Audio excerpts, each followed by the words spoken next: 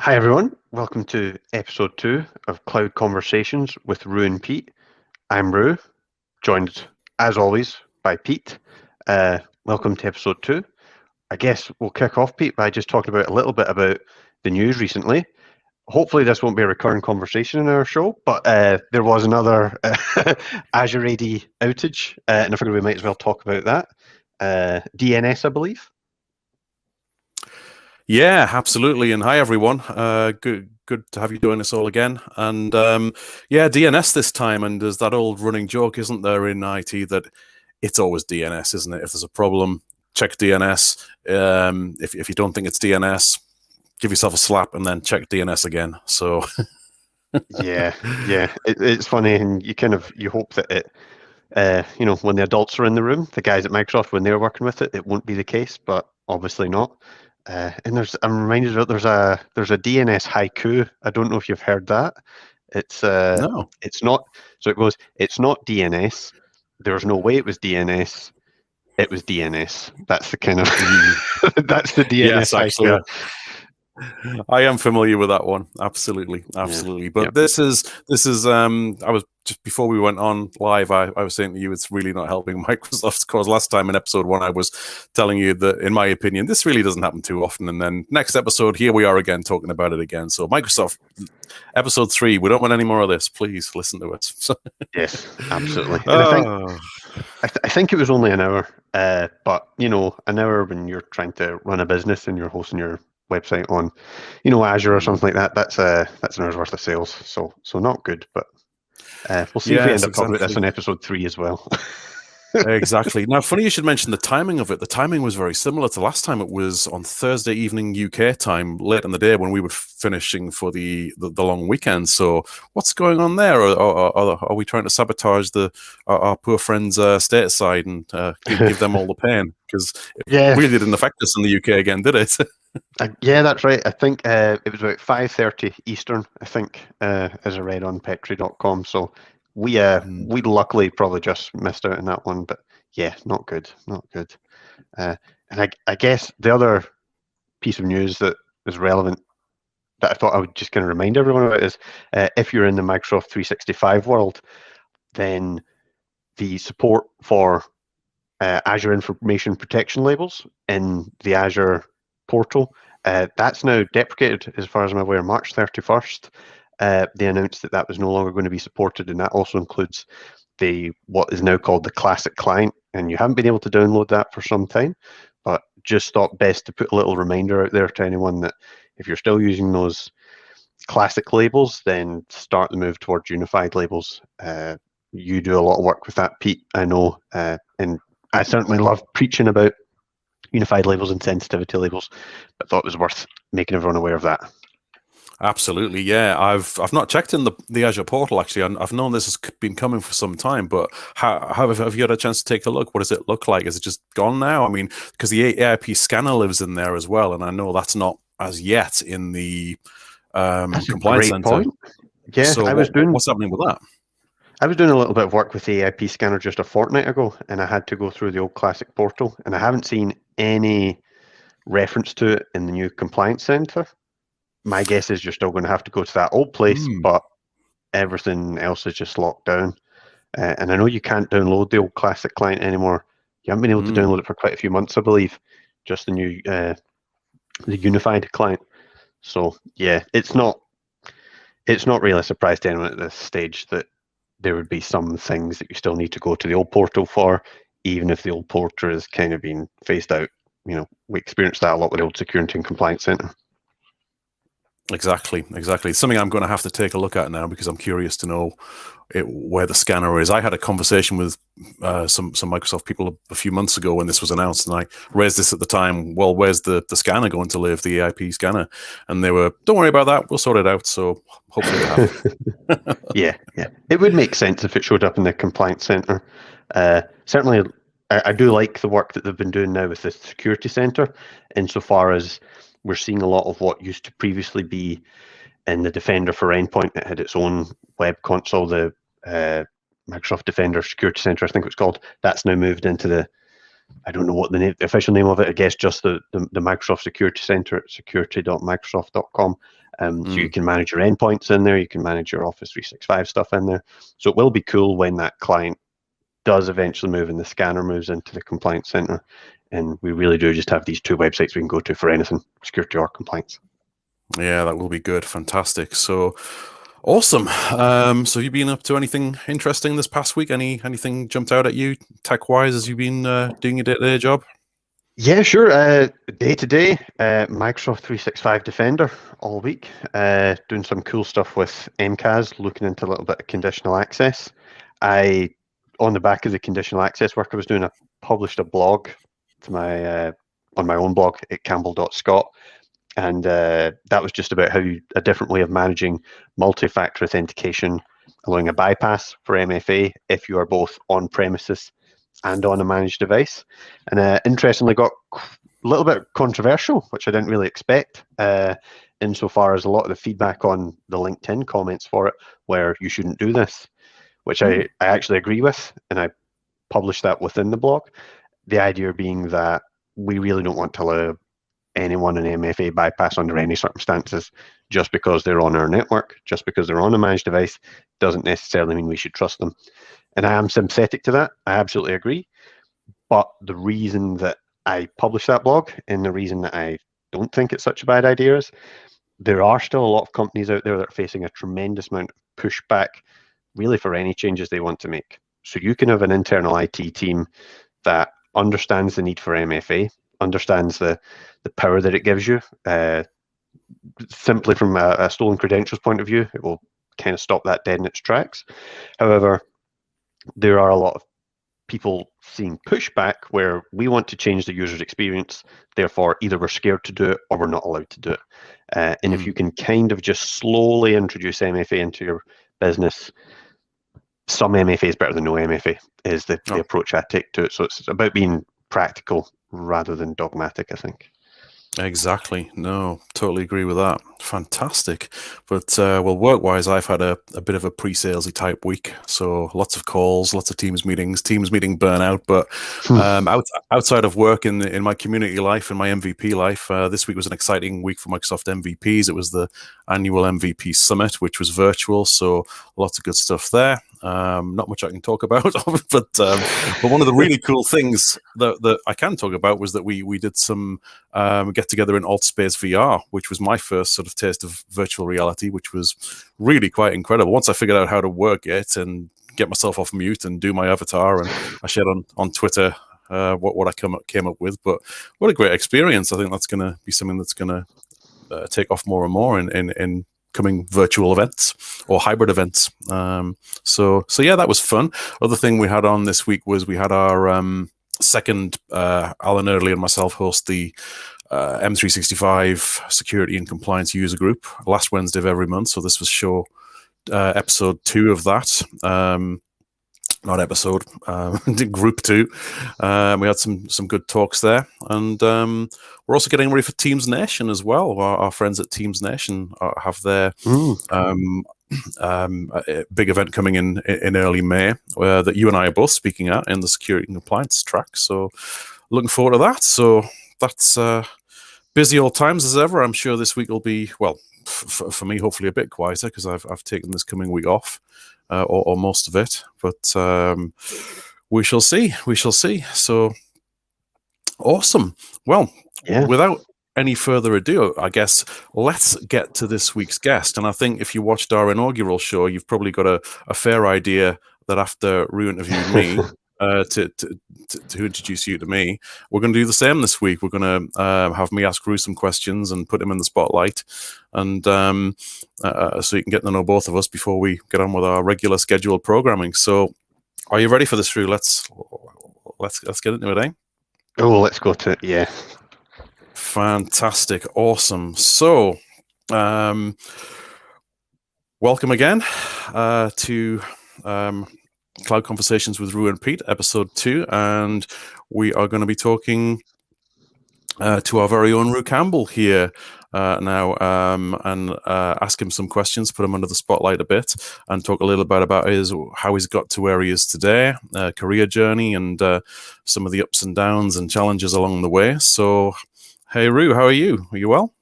Yes, all good here. Looking forward to spilling the beans, as it were.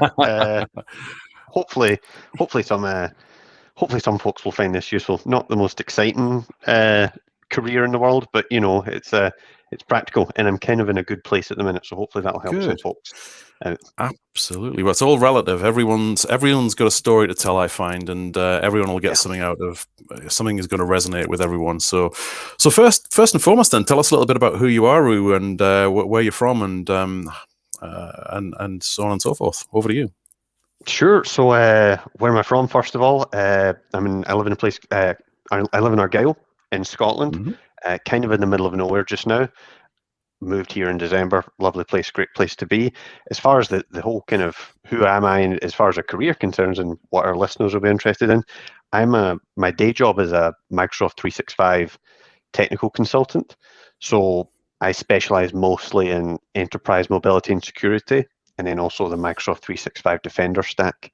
So that's helping customers, either customers who are already pretty well rooted in Microsoft 365, helping them get to that next level. Do a lot of work helping folk move from E3 to E5, for example, and getting the most out of what they're paying for. But then also taking some customers who are maybe brand new to the cloud, especially as far as 365 goes. So that's the day job. And prior to that, I was kind of a jack of all trades, working in internal IT rather than helping external customers. So that's me. I've been doing it for about almost a decade now, which has just flown by. If I'm being entirely honest, I was talking I was talking to my wife earlier, and I'll be honest, I've kind of got the whole ponytail thing going on just now, but I've kind of started noticing, the old male pattern thing starting to rear its head. And I think back to when I started in IT, straight out of college, long flowing hair, and now it's all starting to kind of fade away. So that's what a career in IT does to you. Oh, fantastic! And it's not turned my color yet though, so you're doing all right there. I mean, Yeah. You're I rocking went it pretty good. You're rocking it pretty good. I like yours. Thank you, my friend. Thank you. Well, I've grown mine out the last year in lockdown, and I thought I've never had long hair before, and I thought, what better opportunity? And it's still thick and grey and can grow it, so let's give it a go. So fantastic. That's great. How much of a career plan would you say you've had in terms of when you started out and where you are today? Was that something that was in your mind from day one, or did you really not have any sort of plan? How did that come about? Yeah, not really much of a plan at all. I wouldn't say I've ever had a plan, but I've had a rough idea of where I want to end up, if that makes sense. How I would get there, I wasn't really sure. Kind of just eventually realized that if you do the right thing, look at what everyone else is doing, where you want to be, you'll kind of end up there anyway. So growing up, I wanted to be a dentist. I wanted nothing to do with IT. I wasn't a techie person at all. My dad was, however, and I remember him buying, we had this old PC and it had a 60 gig hard drive in it, and he wanted to rip all his CDs and put them on the family computer. So we went to a place in Glasgow called Infinity Computers, and he bought an 80 gigabyte internal hard drive, which is just a lot of money and storage at the time. So we connect it, internal drive, we connect it, and we have no idea how to get this thing working. Of course, just two total novices, you plug a hard drive in, boom, I should be able to put stuff on it. Didn't know anything about formatting disks or anything like that. So me and my dad, we spent about an hour tearing our hair out at this thing. And then eventually the little technical support guy in me realizes, oh, wait a second, I can right click this and go to format. Boom, there we go. And I was hero of the day. And maybe a little did I know that's what kind of then started me down the whole IT route. That's my earliest memory about kind of learning how computers work and figuring stuff out. Never really a developer kind of side, more in a kind of technical support kind of element. And then, you go through school, and I did pretty well at school, but towards the end of it, I just get sick of it, and my grades start to get poorer, and I just thought, need out of this. Went to college, studied IT at college, straight out of college and university into my first technical support role, and the rest is history, I guess. I always lean towards the Microsoft stack. When I got my first job, we worked with IBM AS400s, which was interesting. As anyone who's worked with an AS400 will know, they're so robust, they're so powerful, and they're so reliable. But it was just, and I liked working with them, but it never really excited me, if I'm being honest. And it was, as the role progressed, it ended up becoming more of a more management type role, more planning, project management, organizational. And although I'm never described myself as the most technical person, I did always prefer to understand how the tech worked and then implement it, rather than being the guy that was organizing everyone else that was going to implement it. And that's when I made the jump into becoming a technical consultant, because I'd get to focus on 365 all day, every day, and no regrets there. It's great. Oh, fantastic. That's really interesting. So particularly the part about you wanting to be a dentist when you were growing up, I don't think you've ever mentioned that to me before. And that's not a fairly typical thing that you hear from someone growing up. I want to be a dentist. So Yeah. what do you think, led you to have that as your aspirations when you were younger? I really have no idea. I'd never minded going to the dentist for some strange reason. I always quite liked it. I get to sit, read the magazines, go in, go out, wham bam, thank you, ma'am, all good. I also wanted to be a doctor, so maybe it was just some kind of medical thing that interested me. Though, having said that, the thought of doing either of that now, just, whew, no chance. No, give me IT any day. Bodily fluids and stuff. No, thank you. Wow. Interesting. Because when I was younger, I wanted to be a bus driver, which I was always very, very interested in transport, which comes from my dad. But dentist would not have occurred to me. But yeah, no, my granddad was a bus driver. Yeah, so that was that's interesting.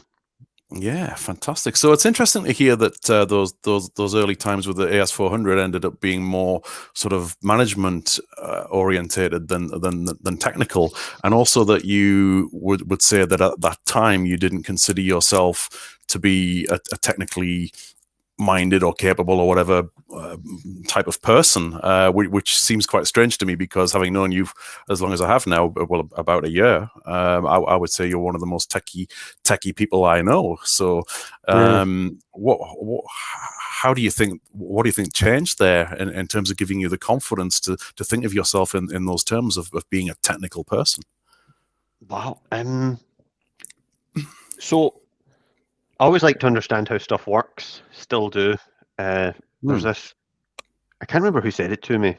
Might be my dad. Someone once said to me, "It doesn't matter. You don't have to do everything, but you have to know everything." And that's quite a statement. How can everyone know everything? But for whatever reason, it stuck with me. So although I wouldn't have described myself as technical, maybe I am. Maybe it's just a kind of disconnect as far as what I am and what I would describe myself as. I'm not sure. But I love to kind of look at, whenever I was setting anything up, I'd want to understand, well, why do I need to tick that box and not that box? And if I tick that box, what's the implication of something down the line? That whole kind of, I want to understand the chain of events to get to somewhere. So maybe I'm technical and I just don't like to describe myself that way, or at least back in my old role, the technical side of it maybe wasn't as prevalent as what would eventually become the more kind of managery stuff of it, staying on top of projects, all that kind of thing. So for example, before I left my old role, it was starting to lean towards quite a heavy focus on ERP systems. And we were actually introducing Microsoft Dynamics 365. We were introducing the Business Central version of that, which is an ERP software. And that can get quite technical in itself, but I was more about doing the discovery on it, learning about what did all the different departments need out of it and how could we introduce that.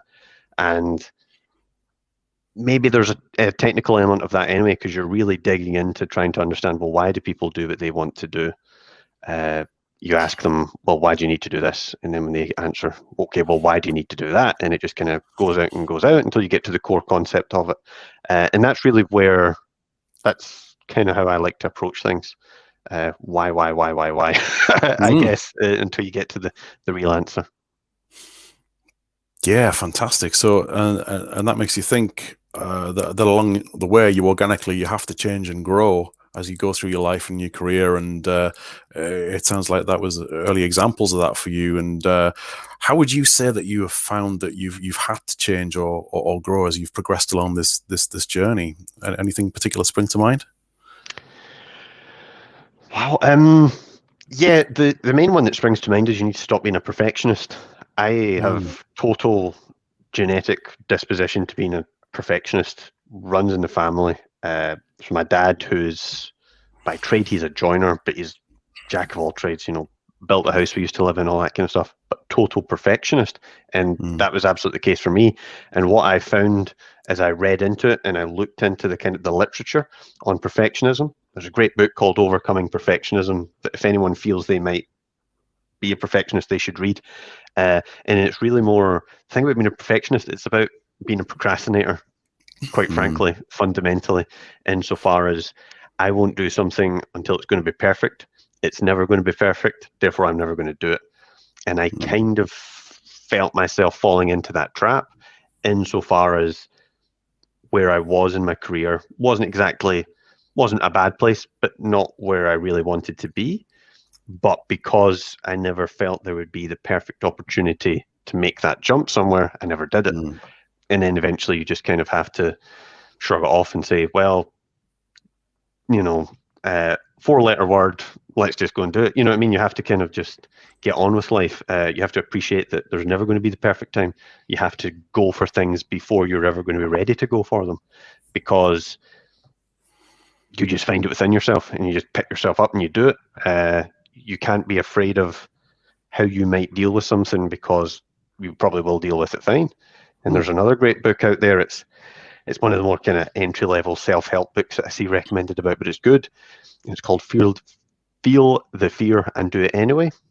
Can't remember the author, but the core message of that book is exactly the title. It's, if you get a little bit nervous about something, then shrug it off and say, okay, why am I nervous about doing this? Because I'm afraid I won't be able to cope with it. Why are you afraid you won't be able to cope with it? And then you kind of find out, well, I've been able to cope with everything so far. I'm still standing, so why not go for it? And as you explore all these kinds of things that are maybe holding you back in your own career, not because you don't know it, just because you're not really putting yourself out there.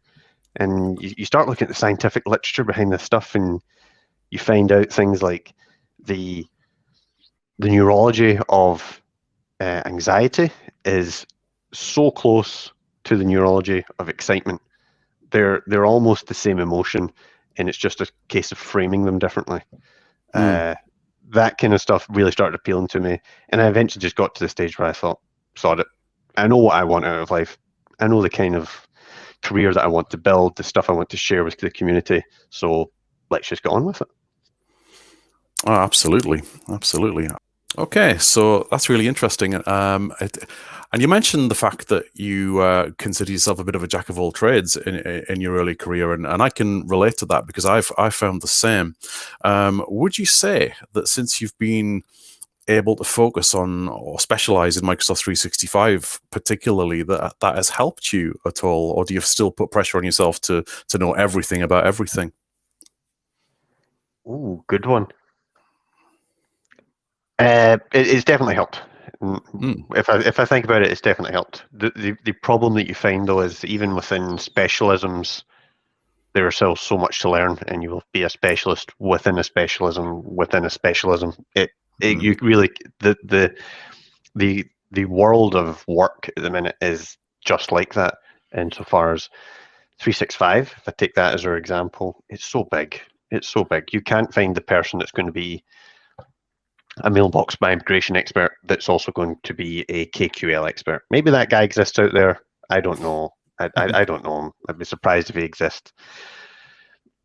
I just find that being a jack of all trades, it comes back to the whole thing of being, I think, V-shaped expert, I think is how they describe it, or something like that, or M-shaped or something like that, insofar as you want to have a wide spread of general knowledge, and then you hone in on that one thing that you really find exciting and really find interesting. There are so many people within IT now that there are enough specialists to, as a whole, cover the whole thing, and that's how you and I obviously work in the same team. That's how I think we tend to approach it.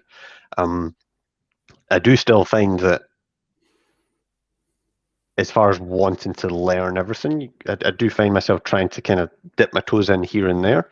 But going back, talking about the mailbox thing, the guy who knows mailbox migration and KQL, again, he might be out there, but he probably is better just understanding what KQL is rather than knowing the details of it. If he's making a good living learning mailbox migrations, why bother learning anything else? You need to know the basics of it. You don't need to be an expert in everything. And I think that if you can find a job that appreciates that, then that's a good place to be. Insofar as I find that a lot of, I want to say small to medium enterprises, especially within our world, they maybe expect that jack of all trades IT guy to be the expert on absolutely everything. And that might lead to them putting some pressure on themselves that isn't really good for them. So just watch out for that. That would be how I look at it. Good answer. No, I totally agree with that. And you mentioned the word learning there a couple of times, which segues nicely into my next question. In that, do you think, personally for you and in general, that in the sort of thing that you and I do, is it important to have that mindset for learning? Oh God, yeah. I mean, going back to career choices and things. Back when you're a kid, there's a lot of career choices you might take that you'll maybe get through your degree, you'll learn it, and then there might not be a whole bunch of change within that through the course of your career, from starting your career through to retirement. Everybody knows that's not the case within IT, and you have to really commit to being a lifelong learner. You don't want to be the guy in your team, your IT team, that is stubborn, refuses to give up his old ways, because the world will move on and it won't really care if you're not going to move on with it. I certainly find that, you kind of keep an open mind, and you have to really learn how to learn in a lot of ways.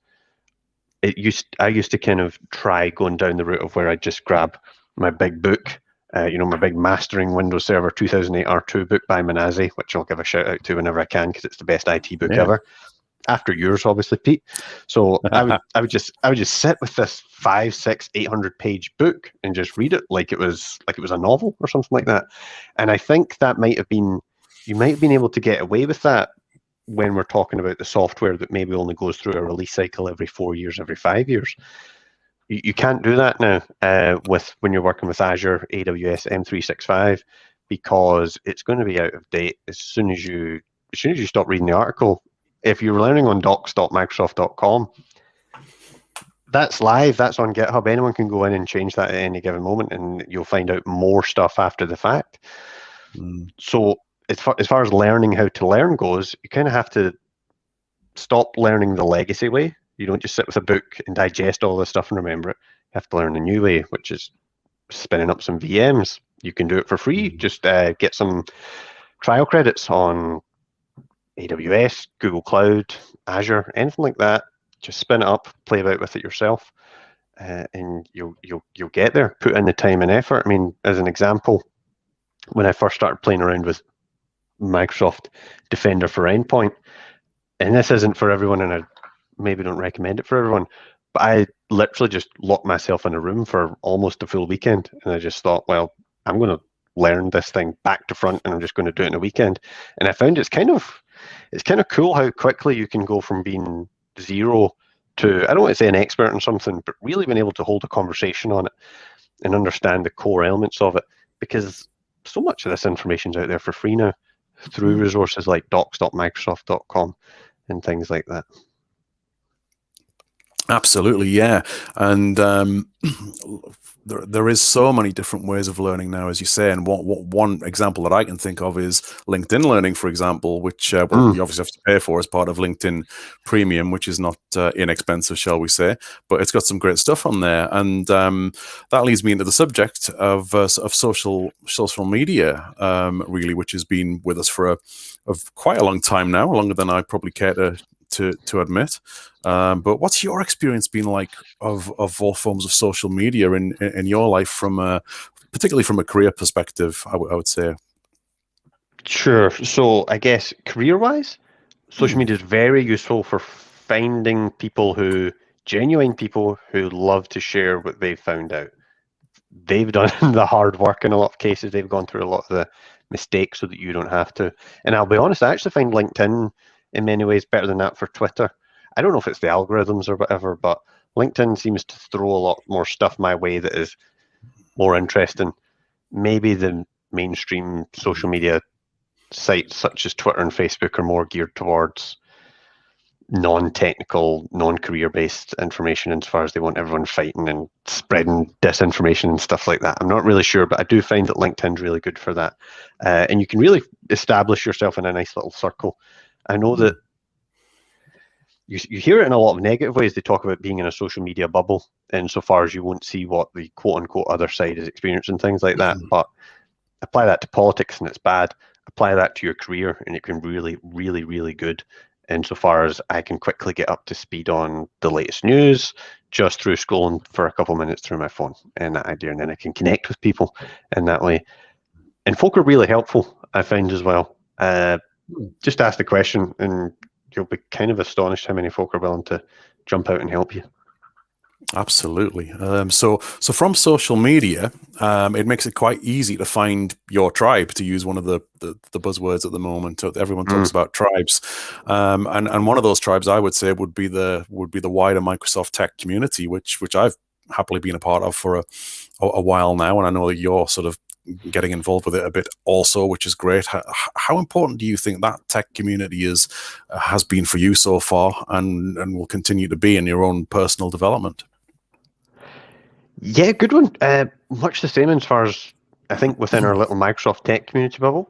Folk are, again, very, very helpful.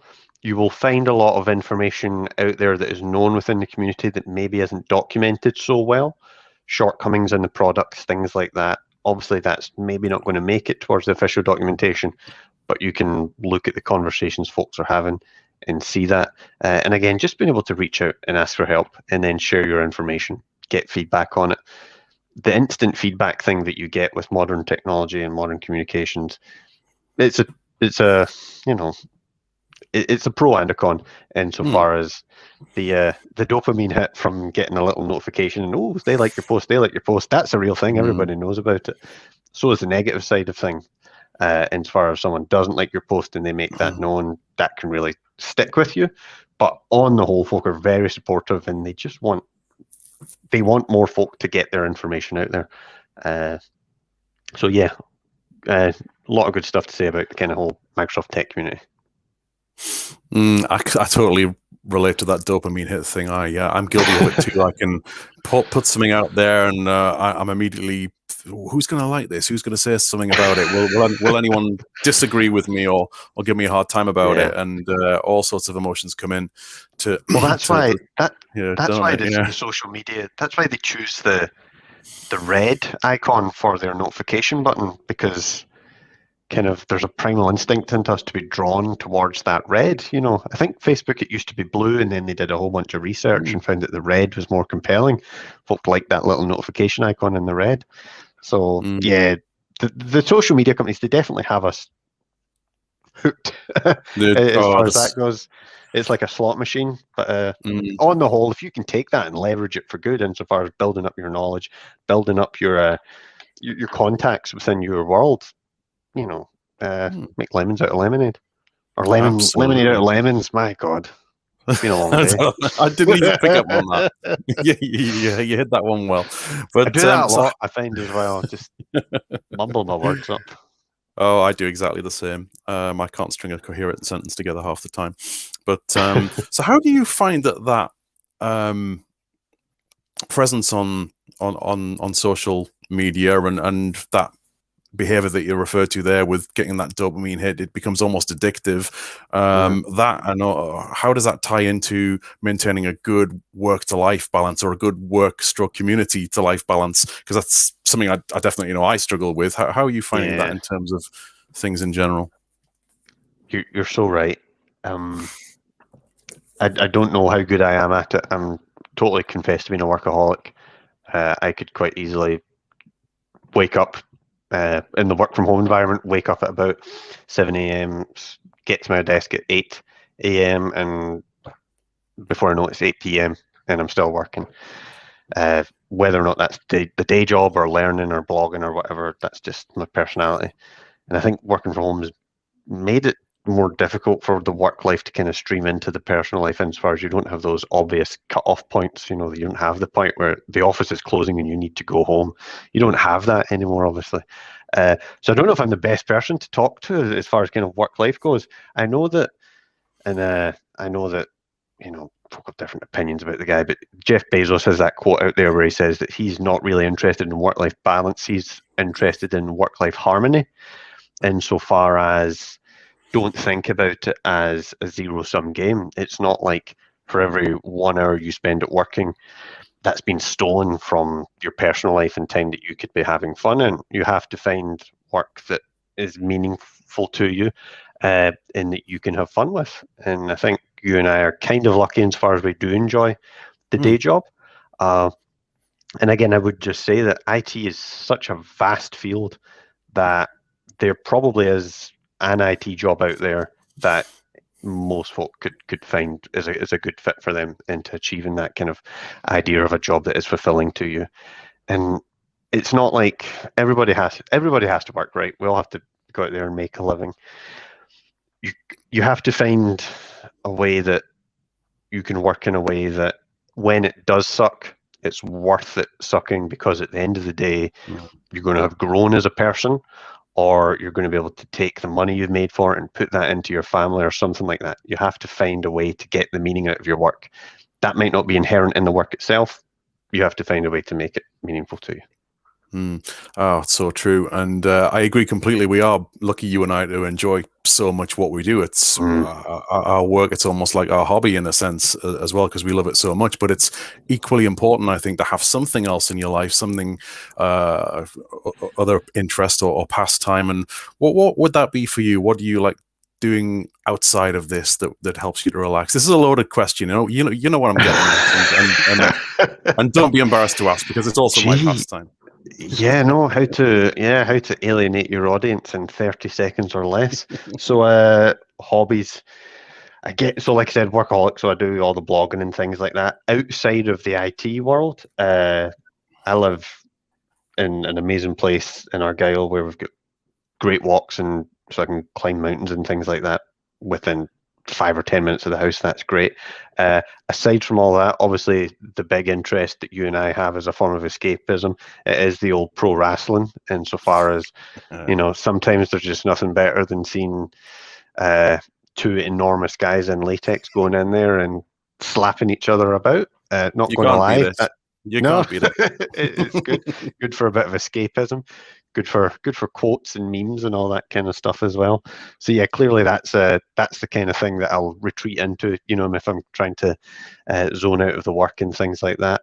I do always lean back to just being that kind of guy who, even when I'm not working, there's probably something ticking in the back of my mind, like, oh, how would I solve that problem I had the other day, or that kind of thing. I find that hard to escape from.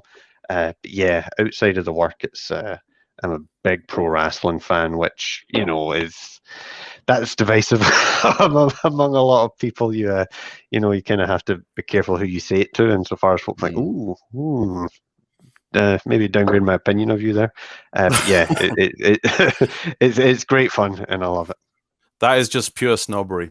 It's true. Yeah, it's not for everyone. It's very Marmite, and you and I have talked about this since we got to know each other. We discovered this mutual interest, and I've loved pro wrestling for a long time myself, and it's pure escapism. It's harmless fun, but it's not for everyone.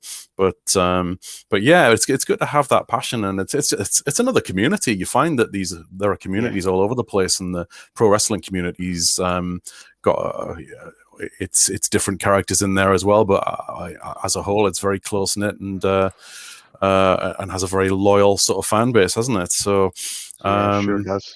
Yeah, interesting stuff. But fantastic. So, just mindful of time, we'll start winding things up a bit here. Just a couple of final questions for you, Roo. And sure. Here's a good one for you. Is there anything, if you could go back and do it differently, if you had the chance, what would it be, and would you? Good one.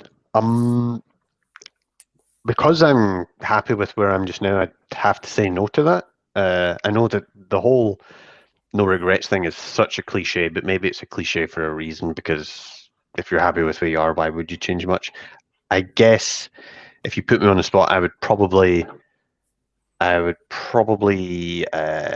make the move into doing things such as blogging, specializing in something a bit earlier than I did. More understanding. I wish I'd understood my own value earlier than I did, insofar as, there's a lot of money out there in IT, and I don't want to get into finances and things like that. But if you're not happy with where you are, maybe fiscally, then you will have a skill somewhere within you that someone else is willing to pay for. And you just have to find that right match and make the leap and go for it. So maybe it's not even about knowing your own value. Maybe I would rephrase that. Maybe I wouldn't say that I wish I'd known my own value first. I'd wish I'd realized that you just have to get on with things and move on with your life earlier than I did. I used to just kind of, meander about.